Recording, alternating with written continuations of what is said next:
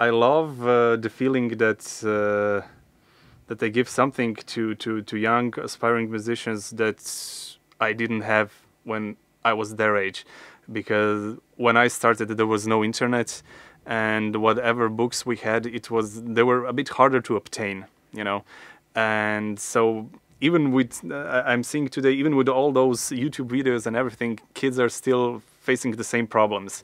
So when I teach, what I try to give to them is the information I was looking for when I was their age, when I was starting. And yeah, I hope it makes their transition into fully developed professional musicians a bit easier. She's up to a good start. She's motivated, and she's not on her own. She's not afraid to experiment, to try different things.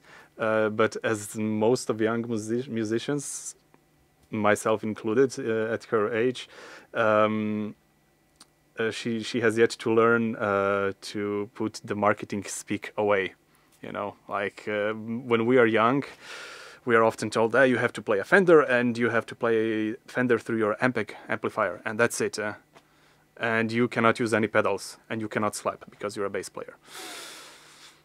You know, and so it's nice to see that she's able to say, okay, I like these strings because they feel different and they give different sounds. She's not afraid to use a lot of pedals to experiment with different sounds. She's not afraid to say, I like this more than that.